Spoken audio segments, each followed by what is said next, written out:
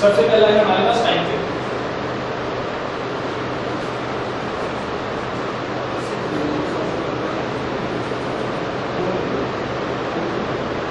Time frame के बाद हमारे पास कोर्स स्ट्रिंग,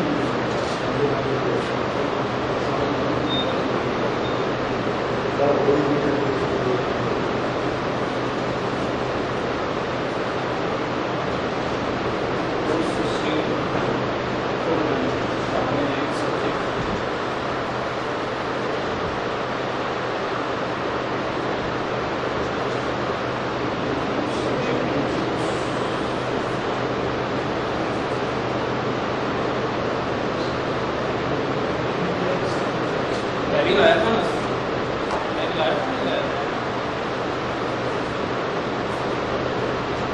ये ग्रेडिंग स्कीम है, ये टेबल है, हाँ जी सर, ये टेबल है हमारे, ये मास्टर टेबल है हमारे।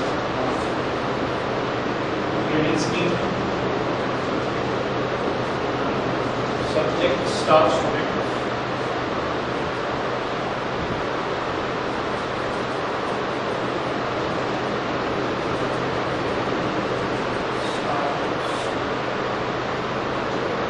ये हमारे सारे मास्टर टेबल हैं।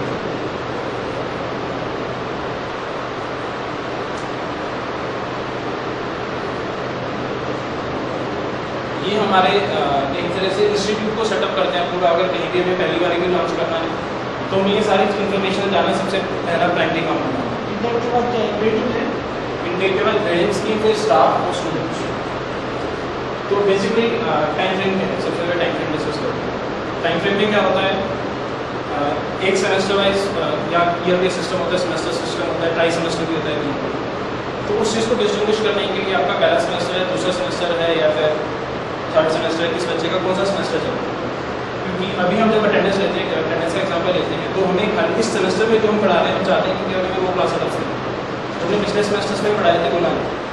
तो इस चीज़ को अलग अलग करने के लिए हमने टाइम फ्रेम बनाया। तो अगर कोई किसी सेमेस्टर का डाटा देखना हो तो हम इसको केवल एक्टिव और इनएक्टिव करेंगे, और इसके आगे हम इसका स्ट्रक्चर क्या है, टाइम फ्रेम वाला टेबल का स्ट्रक्चर।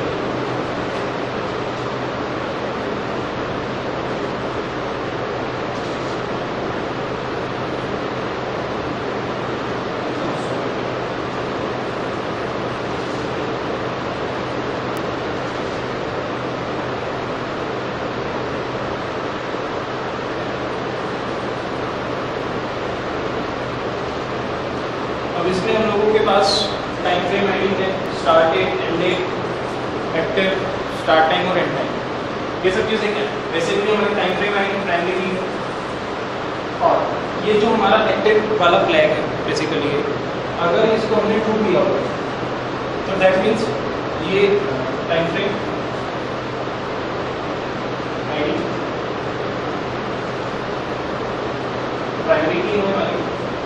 और इसकी जो यूनिक चीज़ है हमारे पास, तो इस चीज़ को डिस्टिंग्विश, इस चीज़ को स्पेशल बना रही है, वो हमारे पास इसकी एक्टिव फील्ड, जो हमारे लिए आगे हर जगह यूजफुल है। हमें टाइम फ्रेम आईडी से इतना मतलब नहीं है जितना हमें इसकी एक्टिव के स्टेटस से मतलब। और इस एक्टिव का स्टेटस क्या लगेगा, इस चीज़ में आइदर ट्रू या फॉल्स, ठीक है, और कोई वैल्यू नहीं आएगी इसमें, आइदर ट्रू होगा या फॉल्स होगा। अगर ट्रू है दैट मीन्स हमने वो वाला सेशन एक्टिव किया हुआ है और हमें वो सारी क्लासेस दिखेंगी हमें, ठीक है, टीचर को भी, एडमिनिस्ट्रेटर को भी, बच्चे को भी, हर किसी को वो वाली क्लासेस दिखेंगी जिसका भी टाइम फ्रेम एक्टिव हो। ये टाइम फ्रेम में किसी ओनली द अटेंडेंस और सभी के साथ नहीं, सभी के साथ मैंने भी बोला ना, बच्चे को भी दिखेगा, अटेंडेंस में भी, एग्जाम में भी, मेंटर को भी, हर जहाँ जगह। पे अगर पिछले कोर्स देती है तो पिछला टाइम फ्रेम ऑन करे बिना नहीं देख सकते, हमें वो सारे नजर आएंगे। तो एक टाइम पे एक से ज़्यादा टाइम फ्रेम एक्टिव हो सकते हैं, जितने मर्जी एक्टिव कर सकते हैं, उसमें कोई बाउंडेशन नहीं। और बेसिकली होगा क्या, हमारे दो टाइम फ्रेम आइडियली कब एक्टिव रहेंगे, पूरा सेमेस्टर हमारा एक ही टाइम फ्रेम एक्टिव रहेगा, लेकिन एट द स्टार्टिंग और at the end of the semester हमारे 2 या 3 भी एक्टिव हो सकते हैं। ऐसा नहीं है कि 2 ही होंगे। जैसे अब एक केस लेते हैं, जैसे सेमेस्टर अभी खत्म हुआ है, आज नया सेशन शुरू हुआ है, सेशन 2011 का आना स्टार्ट होता है